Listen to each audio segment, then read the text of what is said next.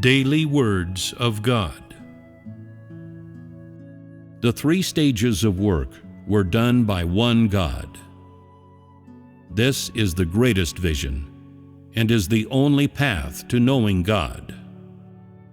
The three stages of work could only have been done by God Himself, and no man could do such work on His behalf, which is to say that only God Himself could have done His own work from the beginning until today. Though the three stages of God's work have been carried out in different ages and locations, and though the work of each is different, it is all work done by one God. Of all the visions, this is the greatest vision that man should know. And if it can be completely understood by man, then he will be able to stand fast. Today, the biggest problem facing various religions and denominations is that they do not know the work of the Holy Spirit and are unable to differentiate between the work of the Holy Spirit and work that is not of the Holy Spirit. And so they cannot tell whether this stage of work is, like the last two stages of work, also done by Jehovah God. Though people follow God, most are still unable to tell whether it is the right way. Man worries whether this way is the way personally led by God Himself, and whether God's incarnation is a fact, and most people still have no clue about how to discern when it comes to such things. Those who follow God are unable to determine the way, and so the messages which are spoken only have a partial effect among these people, and are incapable of being fully effective. And so this then affects the life of such people. If man can see in the three stages of work that they were carried out by God Himself at different times, in different places, and in different people, then man will see that, although the work is different, it is all done by one God. Since it is work done by one God, then it must be right and without error. And though it is at odds with the conceptions of man, there is no denying that it is the work of one God.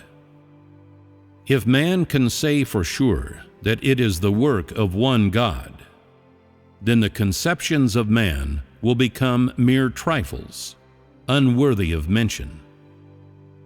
Because the visions of man are unclear, and man only knows Jehovah as God, and Jesus as the Lord, and is in two minds about the God incarnate of today, many people remain devoted to the work of Jehovah and Jesus, and are beset by conceptions about the work of today. Most people are always doubtful, and do not take the work of today seriously. Man has no conceptions toward the last two stages of work, which were invisible. That is because man does not understand the reality of the last two stages of work, and did not personally witness them. It is because they cannot be seen that man imagines as he likes. Regardless of what he comes up with, there are no facts to prove it, and no one to correct it. Man gives free rein to his natural instinct, throwing caution to the wind and letting his imagination run free. For there are no facts to verify it, and so man's imaginings become fact, regardless of whether there is any proof to them. Thus, man believes in his own imagined God in his mind, and does not seek the God of reality. If one person has one kind of belief, then among 100 people there are 100 kinds of belief. Man is possessed of such beliefs because he has not seen the reality of God's work, because he has only heard it with his ears and has not beheld it with his eyes. Man has heard legends and stories, but rarely has he heard the knowledge of the facts of God's work. It is through their own conceptions that people who have only been believers for a year believe in God. And the same is true for those who have believed in God their entire lives. Those who cannot see the facts will never be able to escape from a faith in which they have conceptions of God. Man believes that he has freed himself from the bonds of his old conceptions and has entered new territory. Does man not know that the knowledge of those who cannot see the true face of God is nothing but conceptions and hearsay? Man thinks that his conceptions are right and without error, and thinks that these conceptions come from God. Today, when man witnesses the work of God, he lets loose conceptions that have built up over many years. The imaginings and ideas of the past became an obstruction to the work of this stage, and it becomes difficult for man to let go of such conceptions and refute such ideas. The conceptions toward this step-by-step work of many of those who have followed God until today have become ever more grievous, and these people have gradually formed a stubborn enmity to the God incarnate. And the source of this hatred is the conceptions and imaginings of man.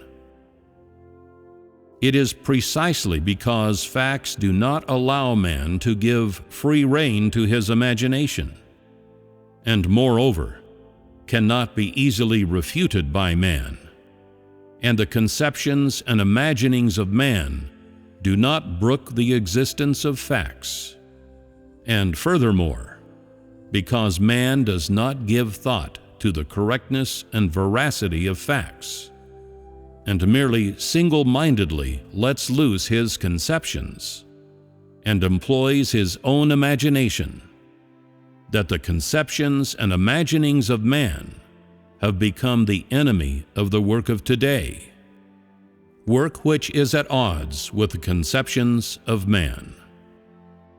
This can only be said to be the fault of the conceptions of man, and cannot be said to be a fault of the work of God. Man may imagine whatever he wishes, but he may not freely dispute any stage of God's work or any bit of it. The fact of God's work is inviolable by man. You may give free rein to your imagination, and may even compile fine stories about the work of Jehovah and Jesus. But you may not refute the fact of each stage of the work of Jehovah and Jesus. This is a principle, and is also an administrative decree, and you should understand the importance of these issues. Man believes that this stage of work is incompatible with the conceptions of man, and that this is not the case for the two previous stages of work. In his imagination, man believes that the work of the two previous stages is surely not the same as the work of today.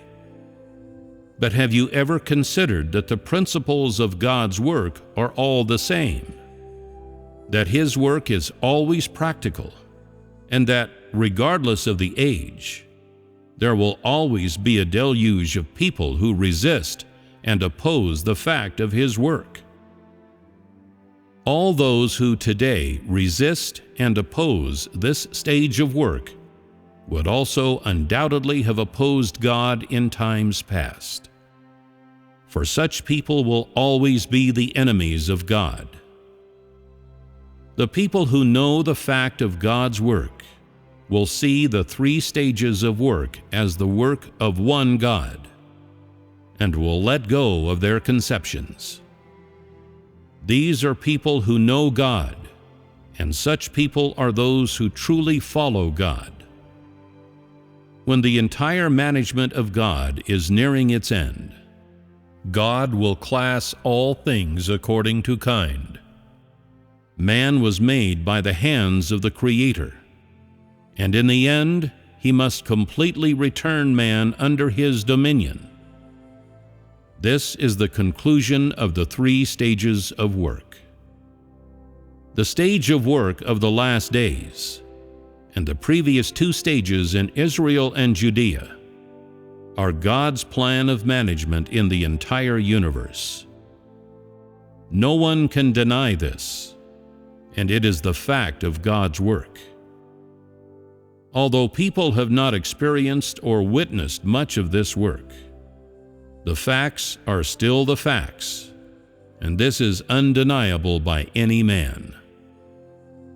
People who believe in God in every land of the universe will all accept the three stages of work. If you only know one particular stage of work and do not understand the other two stages of work, do not understand the work of God in times past, then you are unable to speak the whole truth of God's entire plan of management, and your knowledge of God is one-sided. For in your belief in God, you do not know Him or understand Him, and so you are not fit to bear testimony to God. Regardless of whether your current knowledge of these things is profound or superficial, in the end, you must have knowledge and must be thoroughly convinced, and all people will see the entirety of God's work and submit under the dominion of God. At the end of this work, all denominations will become one. All creatures will return under the dominion of the Creator. All creatures will worship the one true God, and all evil religions will come to nothing, never to appear again.